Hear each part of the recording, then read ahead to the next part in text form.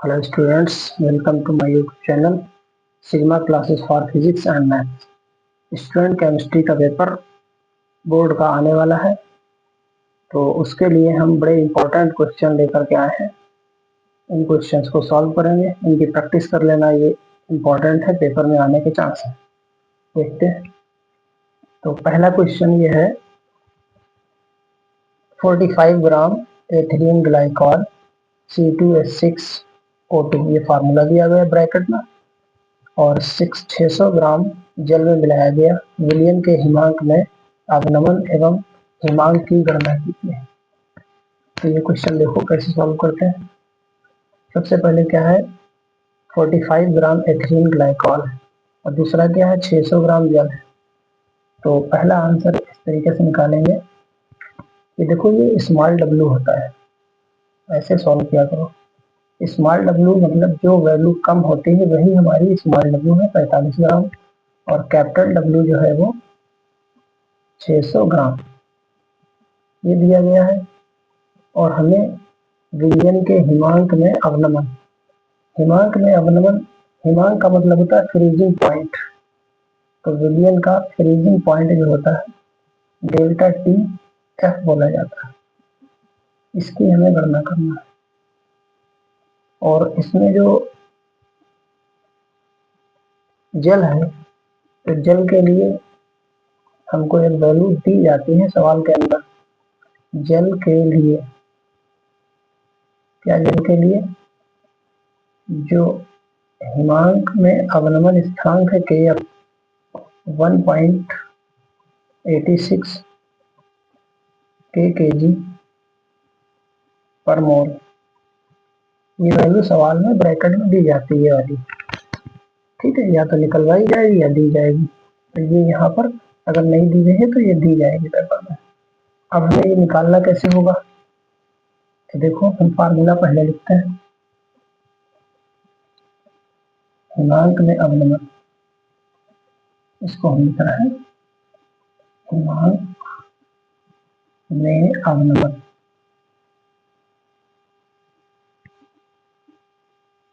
इसको कहते हैं डेल्टा टी एफ। फार्मूला होता है 1000 के एफ इंटू स्मॉल डब्ल्यू बटे एम कैपिटल डब्ल्यू। ये फार्मूला लिखने को भी एक नंबर में आ सकता है, हिमांक में अवनमन का सूत्र लिखिए। तो इसमें हमारे पास स्मॉल डब्ल्यू कैपिटल डब्ल्यू, यहाँ पर स्मॉल डब्ल्यू बनाओ और ये कैपिटल डब्ल्यू। तो हमें स्मॉल डब्ल्यू कैपिटल डब्ल्यू और के एफ सब चीजें पता है। ये एम जो है वो अणुभार है, एथिलीन ग्लाइकॉल का अणुभार निकालना है। एथिलीन ग्लाइकॉल का अणुभार,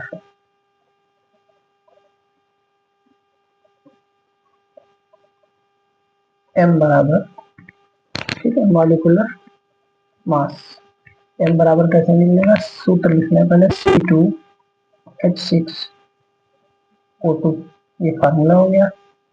अब कार्बन का 12 होता है गुणे 2 प्लस हाइड्रोजन का 1 गुणे 6 प्लस ऑक्सीजन का 16 गुणे 2, 12 दूनी 24 प्लस 6 कम 6 प्लस 16 दूनी 32। इन दोनों को, तीनों को जोड़ दें, 6 और 2 8, 4 12 के 2 हाथ से लगा 1, 3 और 2 5 और 1 6, यानी कि 62 आ गया। अब हमारे पास अणुभार आ गया, बस अब सवाल लग जाएगा। तो यहाँ वैल्यू डाल देते हैं, 1000 गुणा के एफ का मान 1.86 गुणा स्मॉल डब्ल्यू का मान 45 बटे अणुभार कितना है 62 गुणे कैपिटल डब्ल्यू कितना है 600। ठीक है, इस तरीके से क्वेश्चन सॉल्व हो जाएगा। तो ये 2 जीरो ऊपर 2 जीरो नीचे कट गए। ठीक है, अब उसके बाद इनकी लिख लें एक बार, 10 गुणा 1.86 गुणा 45 बटे 62 गुणा 6, इसको काट दिया 3 से, 3 गुणा 6, 3 कम 3 पंजे 15, ठीक है, और 2 पंजे 10, ठीक है, अब कट दिया। अब इसके बाद इनकी गुणा कर दें और 62 से भाग कर देंगे, तो 15 पंजे 75, 75 की गुणा 1.86 से कर दें, 5 छक्का 30 और 5 अट्ठे 40 और 3 45, 5 एकम 5 और 4 9, 7 छः 42, 7 8 56 और 4 60, हासिल लगे 6, 7 एकम 7 और 6 13, 0 3 2 5 9 और 13। इस तरीके से पॉइंट कितने के बाद 2 के बाद लगा 139.50, 139.50। अब इसको भाग कर दें 62 से, तो ये आंसर आ जाएगा। तो 62 से भाग कर देते हैं, तो 62 से भाग करेंगे तो 62 दूना 2 दूनी 4, 2 छः 12, 5 4 9 1 पॉइंट लगा दिया, 5 4 फिर 2, 124, 62 2 124, 4 5 3 उतार लिया 0, 300 हो गया, 5 छक्का 30, 5 से है 5 दूनी 10, 5 छक्का 30 और 1 31, ठीक है, ये आ गया 2.25 केल्विन। तो एक आंसर तो ये आ गया हिमांक में अवनमन। अब कह रहे हैं कि हिमांक की गणना कीजिए, तो विलियन के हिमांक में अवनमन आ गया, विलियन के हिमांक की गणना कीजिए। तो देखो इसको हिमांक कैसे निकालते हैं,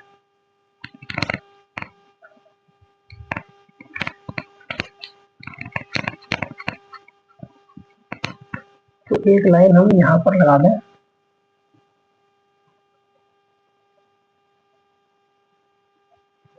निकालना है हिमांक। तो जल जो होता है, जल 0 डिग्री सी पर जम जाता है, उसको हम 273 केल्विन कहते हैं। तो हमें विलियन का हिमांक निकालना है, विलियन का हिमांक बराबर हो जाएगा, जो जल का हिमांक है 273 केल्विन, उसमें से 2.25 ये घटा दें, ठीक है, क्योंकि डेल्टा टीएफ जो होता है वो दो चीजों का डिफरेंस होता है, दो चीजें जो है उन्हें घटा करके डेल्टा टीएफ आता है, तो ये दोनों घटा दें। तो 273 में से 2.25 घटाते हैं, तो 273 में से 2 गया 271, और 271 में से 0.25 और घटा दो, तो कितना हो जाएगा 270.75 केल्विन। ये कंप्लीट सॉल्व हो गया। तो गुणा भाग अपनी जो है देख लेना, इसमें कहीं कोई मिस्टेक ना हो। दूसरा क्वेश्चन देखते हैं।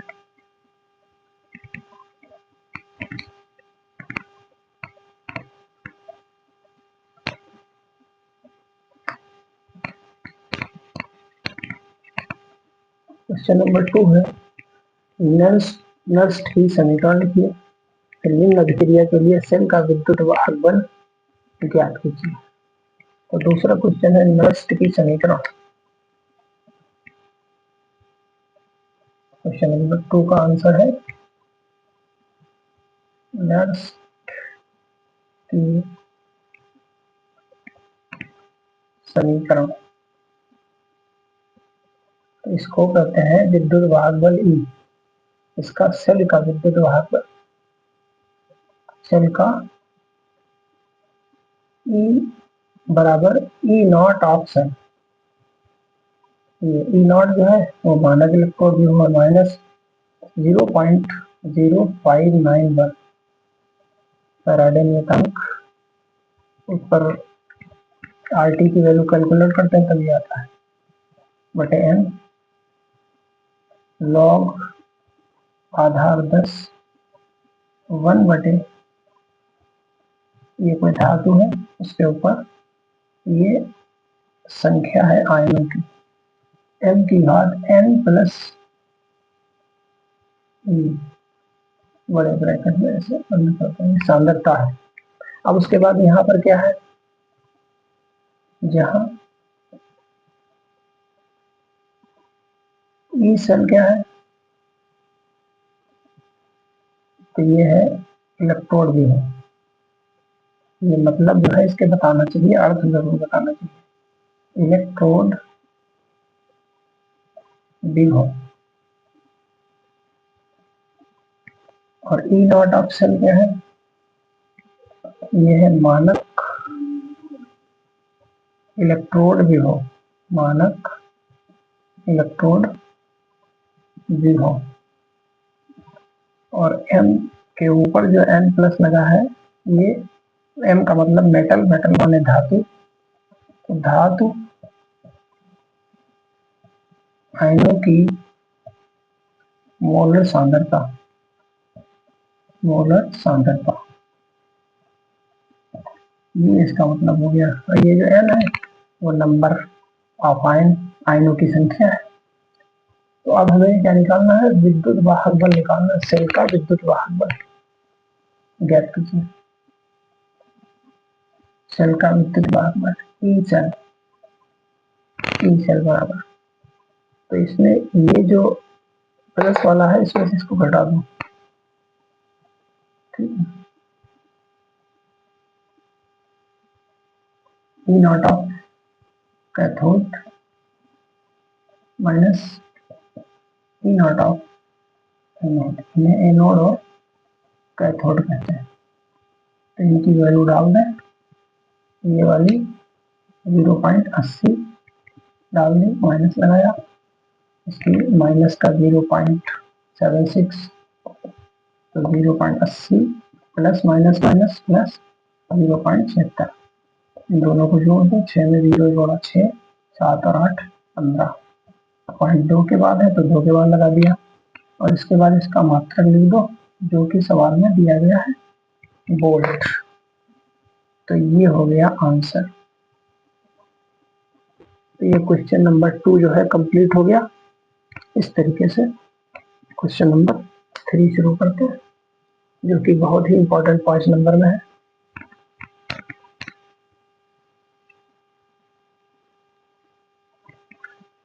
क्वेश्चन नंबर 3 है, प्रथम कोटि की अभिक्रिया का अर्धायु काल 60 मिनट है, कितने समय में यह अभिक्रिया का 90% भाग पूर्ण होगा। समय बताना है। प्रथम कोटि की अभिक्रिया का अर्धायु काल, अर्धायु काल जो होता है उसको हम लोग प्रदर्शित करते हैं टी हाफ से, टी में 1/2 लगा दो, मतलब आधा, टी हाफ बराबर 0.60 मिनट, ये दिया गया है। तो हम इसका फार्मूला लिख लें टी हाफ का, टी हाफ अर्धायु काल होता है, तो इसको लिखा जाएगा अर्ध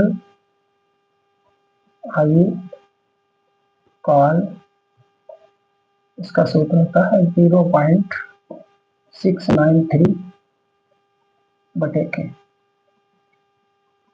ये हमने समीकरण 1 डाल, ये अर्धायु काल जब फार्मूला लिखा जाएगा, जब सवाल में इसका नाम आएगा कि अर्धायु इतनी है या अर्धायु काल इतना है, तो टी हाफ बोलते हैं। अब कितने समय में 90% अभिक्रिया का पूर्ण हो जाएगा, तो इसके लिए हमें समय बताना है। समय टी बराबर क्वेश्चन मार्क। प्रथम कोटि की अभिक्रिया के लिए हमें सूत्र याद होना चाहिए। प्रथम कोटि की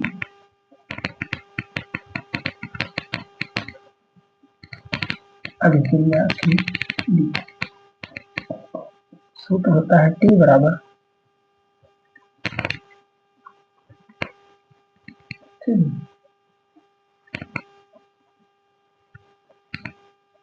2.303/K log A/A a minus x, ये फार्मूला होता है। a जो है वो पदार्थ की प्रारंभिक मात्रा है और ये जो x है ये हमें दिया गया 90%, यानी मात्रा जो प्रारंभिक है उसका 90%। तो हमें x निकाल लेना है। x बराबर लिखा जाएगा a का 90%। इसको हल कर लें। a गुणे काफी है पर गुणे का निशान 90/100, ये 0 कट गया तो कितना आ गया 9a/10। ये x का मान निकल आया। बस इतना जरूरत है, यहाँ पे डाल देते हैं तो t बराबर आ जाएगा 2.303/k log a minus x का मान डाल दो 9a/10। इसको हल कर लें, सॉल्व कर लें। 2.303/k log आधार ये जो है 10 चल रहा है, ये फार्मूला आधार 10 पर होता है। इसके बाद घटा दें लासा लेकर के 10, इसका लघुत्तम हो गया 10 a इधर आएगा तो गुणा 10 a में से 9 a गया तो 1 a बचा, तो ये a से ये a कट गया, ये 10 ऊपर चला गया। 2.303/k log आधार 10, ये 10 ऊपर चला गया, ये 10 log 10 आधार 10 का मान 1 होता है 1, तो इसका मान 1 पड़ गया 2.303/k गुणा 1, तो कितना आ गया 2.303 और बटा k, ये t बराबर आ गया समीकरण हो गई 2। अब हमको क्या करना है, दो समीकरण इसलिए बनाई कि समीकरण 1 में अर्धायुकाल है जो कि हमें दिया गया है और ये समय बताना है, तो दोनों को अगर भाग कर दें तो ये k जो अज्ञात चीज थी वो कट जाएगी। ऐसे ही सारे सवाल लगते हैं, तो भाग कर दें तो समीकरण 1/2, समीकरण 1 को समीकरण 2 से भाग देने पर, जब भाग देंगे तो समीकरण 1 में क्या है t हाफ और बटा इधर t और बराबर में भी करता हूँ भाग, तो 0.693/k और 2.303/k, तो ये k से ये k कट गया। कटने के बाद ये गिनतियां अपनी जगह पर रहेंगी, इधर वैल्यू डाल दें, टी हाफ की वैल्यू कितनी 60 वो डाल देते हैं, इसको मिटा दें फिर सॉल्व करते हैं।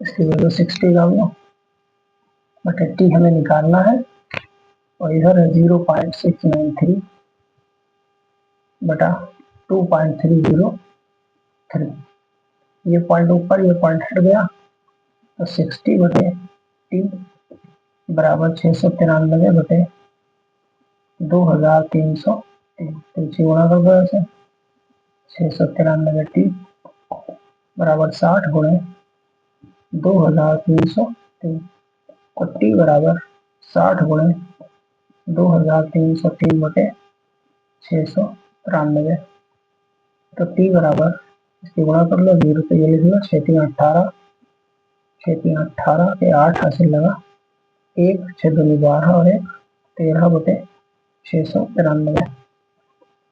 अब इसको भाग कर दिया जाए 693 से, तो इसको भाग करेंगे 693 से तो कितने सेकंड आएगा, क्योंकि यहाँ पर मात्रा मिनट था तो मिनट में आएगा। 693 13.810 से भाग करेंगे तो कितना आएगा, 693 है और ये 1381 ले लो, तो 6×12 ज़्यादा हो जाएगा 693, 11 में से 3 ये 8 और इधर रह गए 7, 17 हो गए, 9 और 8 17, और इधर रह गए 12 में से 6 गया 688, उतार लिया 8। अब कई बार भेज दें इसको, 6000 और 9 बार भेज दें, 9 3 27, 2 9 9 81, 2 83, 8 9 6 54, 6 60 और 2 62, तो 6237, 7 8, 8 में से 3 गया 5, 8 में से 2 गया 6, उतार लिया तो ये आ गया 6500। फिर 9 बार भेज दो, 6237 घटा दो, 7 3 10, 10 में से 3 गया 7, 4 में से 2 2, पॉइंट लगा दिया, 0 बढ़ा दिया तो कितनी बार जाएगा? 4 बार लगभग। तो ये आ गया 199.4 मिनट। ये लगभग में आएगा, हो सकता है 3 या 38 तो ये आंसर हो गया। तो क्वेश्चन नंबर हमारा 3 कंप्लीट हो गया। अब जैसे 3 है वैसे ही बिल्कुल 4 है। सिद्ध कीजिए कि प्रथम कोटि की अभिक्रिया को 99.9% अभिक्रिया पूर्ण होने में लगा समय अर्ध अभिक्रिया को पूर्ण होने में लगे समय का 10 गुना होता है। बिल्कुल ऐसे ही चलेगा, यहाँ पर समय का 10 गुना लाना है, अर्ध अभिक्रिया को पूर्ण होने में लगे समय का 10 गुना होता है। तो देखो बिल्कुल सेम मेथड से लगाएंगे। Question number 4। अब चाहे ये 90% हो, 99 हो, 85 हो, 75 हो, ऐसे लगेगा। प्रथम कोटि की अभिक्रिया, तो सबसे पहले यहाँ पर देखो नाम आया है अर्ध क्रिया को पूर्ण होने में लगा समय, तो ये अर्धायु होता है। और ये सूत्र लिखने भी आ सकता है, अर्धायु काल का सूत्र लिखिए, अर्धायु काल। यहाँ बराबर क्या होता है? 0.693 बटा के, ये इसको समीकरण 1 मान लेते हैं। फिर उसके बाद ये क्या है? 99.9, इसको हमेशा x बराबर कहा जाएगा किसका? a का 99.9%। फिर क्या कैसे सॉल्व करते हैं? a गुणे का जो यहाँ पर गुणे का निशान 99.9 और प्रतिशत का बटे में 100 होता है, इसे हटाया जाता है बटे में 100। उसके बाद क्या होगा? उसके बाद ये पॉइंट भी हटा दो तो 0 बना दो, तो कितना हो गया? 999 a बटे 1000। ये x मान आ गया। फिर समय निकाल दो। अब इसके लिए प्रथम कोटि की अभिक्रिया के लिए समय का सूत्र है t बराबर 2.303 बटे के लॉग a बटे a माइनस एक्स। ये सूत्र होता है प्रथम कोटि की अभिक्रिया के लिए समय ज्ञात करने का। ये सूत्र भी लिखने का आएगा, तो ये सूत्र याद होना चाहिए। लॉग आधार 10 होता है, तो a बटे a माइनस एक्स का मान हम पहले निकाल चुके होते हैं, तो कितना है? 999 था, 999 ऐसे 999 a बटे 1000। इसको घटाएं, लासा लेकर के लघुत्तम लेकर के घटाएं, 2.303 बटे के लॉग आधार 10। 1000 जब लासा ले लेंगे तो 1000 ए में से 999 एक घटा दो, तो 1000 ए में से 999 घटाएंगे तो एक ए, और ए कट गया। यही तो पिछले सवाल में भी ऐसे कटा था।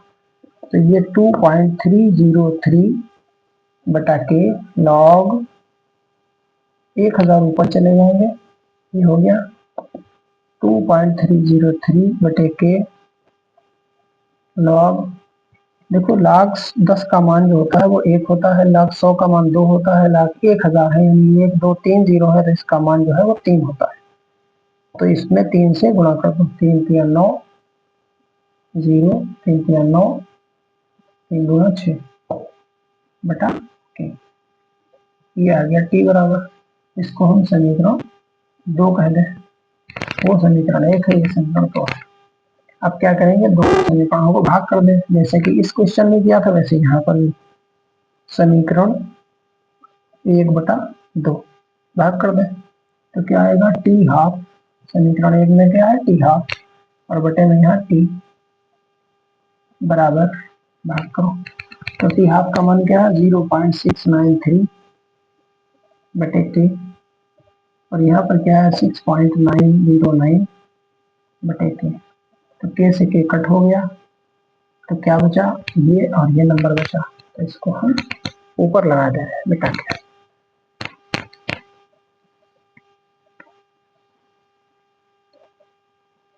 तो ऊपर जब लगाएंगे तो क्या होगा?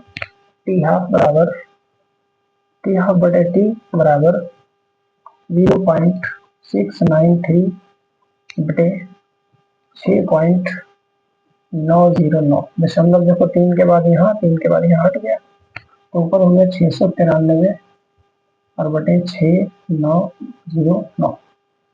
अगर हम देखें तो ये लगभग जो है 693 है, इसको भाग करें, नीचे बड़ी गिनती है 693 एकम 693 693 दशावर, लगभग ये आएगा। तो इसी गुणा कर दो, तो टी कम टी बराबर 10 गुणे टी हाफ।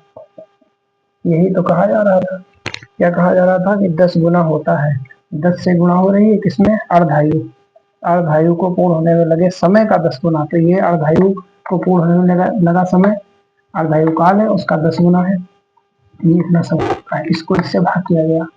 ये ऊपर होता, ये नीचे होता, तो 10 आते हैं, और इसको 693 एकम 693 693, ये भी लगभग 690 और आगे ना 693 लगभग में है, मतलब इसको जो अगर हल करेंगे तो लगभग 10 ही आएगा। तो ये आ गया आंसर, ये प्रूव करना था। Now question number, last question, हमको बताना है निम्नलिखित संयोजन यौगिकों के आईयूपीएसी नाम बताना है। तो देखो आईयूपीएसी नाम कैसे बताते हैं। फर्स्ट नंबर है CO यानी कोबाल्ट, NH3 का होल 5Cl और ब्रैकेट के बाहर है Cl2। ठीक है, ये यहाँ पर हमें इसकी वैल्यू समझना है कि ये बड़े ब्रैकेट के अंदर जो होता है,